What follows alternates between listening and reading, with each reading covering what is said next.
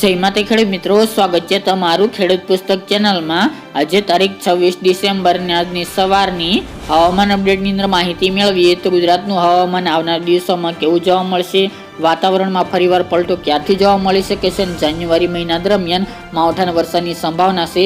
તો આ સંપૂર્ણ માહિતી આપણે આ વિડીયોની અંદર મેળવીશું। સાથે જ હવે આવનાર દિવસોમાં તાપમાન કેવું રહી શકે છે, ઠંડીમાં વધારો ક્યારથી થઈ શકે છે તેની પણ અપડેટ મેળવીશું। ચેનલમાં નવા હોય તો ચેનલને સબસ્ક્રાઇબ કરી દેજો અને વિડીયોને લાઇક આપીને શેર કરી દેજો।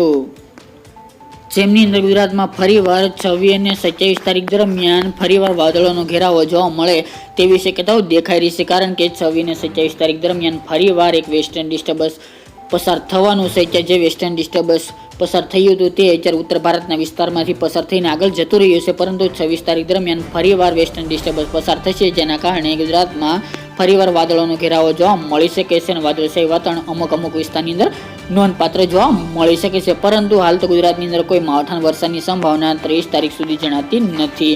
ત્યારબાદ મિત્રો ખાસ કરીને 30 તારીખથી લઈને 2 જાન્યુઆરી દરમિયાન ફરીવાર હવામાન વિભાગે એટલે કે IMD આગાહી કરતા જણાવ્યું છે કે વેસ્ટર્ન ડિસ્ટર્બન્સ પસાર થવાનું છે, જેના કારણે ઉત્તર ભારતના પર્વતીય વિસ્તારની અંદર હિમવર્ષા થવાની શક્યતા છે। આ સાથોસાથ જમ્મુ કાશ્મીર, પંજાબ, હરિયાણા, દિલ્હી તેમજ મધ્યપ્રદેશ, રાજસ્થાન સહિતના વિસ્તારની અંદર વાતાવરણમાં પલટો આવી શકે છે। સાથોસાથ ગુજરાતમાં પણ તેની અસર અવશ્ય જોવા મળે તેવી હાલ તો શક્યતા દેખાઈ રહી છે। અને સાથે જ મિત્રો આ આગોતરા એંધાણ તરીકે નોંધ લઈ, કારણ કે આમાં ઘણા બધા ફેરફારો થતા હોય છે, એટલા માટે અત્યારની અપડેટ મુજબ ગુજરાતમાં કયા વિસ્તારની અંદર વરસાદ થશે કે નહીં તે આવનાર દિવસોમાં જણાશે, પરંતુ ચોક્કસપણે ગુજરાતના હવામાનમાં આ વેસ્ટર્ન ડિસ્ટર્બન્સને કારણે ચોક્કસ પરિવર્તન આવે અને વાદળછાયું વાતાવરણ જોવા મળે તેવી શક્યતાઓ રહેલી છે, જે 30, 31 અને 1 અને 2 જાન્યુઆરી દરમિયાન આ 4 દિવસ ગુજરાતનું વાતાવરણ ફરીવાર બદલાય તેવી પણ હાલ તો સંભાવના દેખાઈ રહી છે। વરસાદ પડશે કે નહીં તે કહેવું અત્યારે મુશ્કેલ છે, તેમજ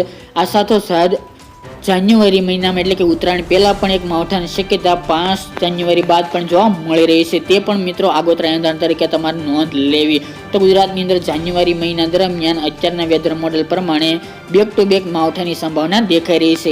31 થી લઈને 1-2 જાન્યુઆરી દરમિયાન હાલ તો જો વાતાવરણમાં પલટો આવશે અને હળવો વરસાદ અમુક વિસ્તારની અંદર પડી શકે છે। ત્યારબાદ 5 તારીખ બાદ પણ એક માવઠું થવાની સંભાવના દેખાઈ રહી છે, અત્યારે વેધર મોડેલ જણાવી રહ્યા છે, પરંતુ તે ચોક્કસ અપડેટ આવનાર દિવસોમાં જણાવીશું।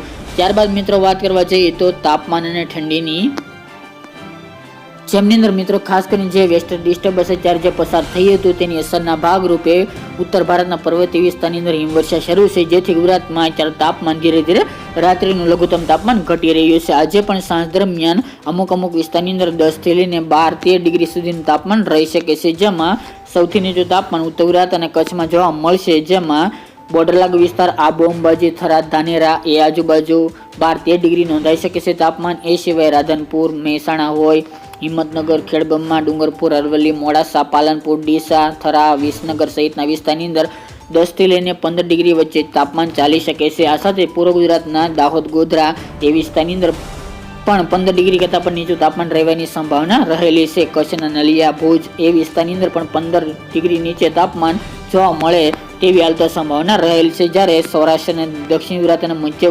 ગુજરાતની અંદર અમદાવાદ, ગાંધીનગર, આણંદ, નડિયાદ, ખેડામાં 15-16 ડિગ્રી તાપમાન રહી શકે છે। સૌરાષ્ટ્રની અંદર સૌથી નીચું તાપમાન રાજકોટમાં 14 ડિગ્રી આજુબાજુ, જ્યારે અન્ય વિસ્તારની અંદર જેમાં જામનગર હોય, ભાવનગર, જુનાગઢ, પોરબંદર, સુરેન્દ્રનગર, બોટાદ, અમરેલી, દ્વારકા સહિતના વિસ્તારની અંદર 15 થી લઈને 17-18 ડિગ્રી, જ્યારે દક્ષિણના સુરત, વલસાડ, નવસારી, તાપી, ડાંગ એ વિસ્તારની અંદર 18-19 ડિગ્રી તાપમાન રાત્રિનું નોંધાય તેવી સંભાવના રહેલી છે। આ સિવાય આ વેસ્ટર્ન ડિસ્ટર્બન્સ 26 અને 27 તારીખ દરમિયાન પસાર થવાનું છે, જેની અસરના ભાગરૂપે 1-2 જાન્યુઆરીથી કડકટી ઠંડીમાં વધારો થાય અને તાપમાન ફરીવાર નીચું આવે 10 ડિગ્રી આજુબાજુ તેવી પણ હાલ તો શક્યતા રહેલી છે।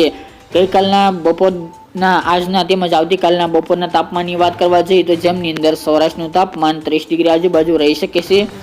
આ સાથે ઉત્તર ગુજરાતનું તાપમાન 28 ડિગ્રી આજુબાજુ, જેમાં સાબરકાંઠા, બનાસકાંઠા, પાટણ, મહેસાણા, અરવલ્લીનો વિસ્તાર, કચ્છના વિસ્તારની અંદર 28-29 ડિગ્રી, મધ્ય ગુજરાતની અંદર 30 ડિગ્રી આજુબાજુ, અમદાવાદ સહિતના વિસ્તાર, દાહોદ, ગોધરા, પંચમહાલ, મહીસાગર જિલ્લામાં 29 ડિગ્રી આજુબાજુ, વડોદરા તેમજ દક્ષિણ ગુજરાતના વિસ્તારની અંદર 30-31 ડિગ્રી સેલ્સિયસ સુધી તાપમાન રહેવાની સંભાવના રહેલી છે।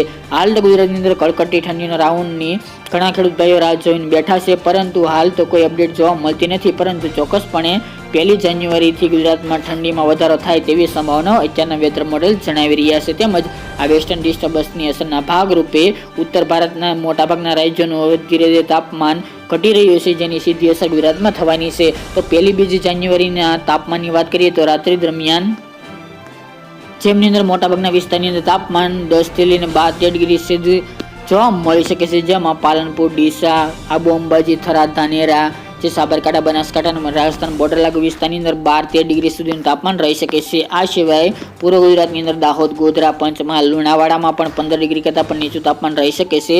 મહેસાણા હોય, હિંમતનગર, થરાદ, ભાંભર, ખેડબ્રહ્મા, રાધનપુર સહિતના વિસ્તારની અંદર 12-13 ડિગ્રી તાપમાન રહેવાની સંભાવના રહેલ છે. નલિયા, ભુજ, ભચાઉમાં પણ 15 ડિગ્રી કરતાં પણ નીચું એટલે કે 10 થી 13 ડિગ્રી તાપમાન રહી શકે છે.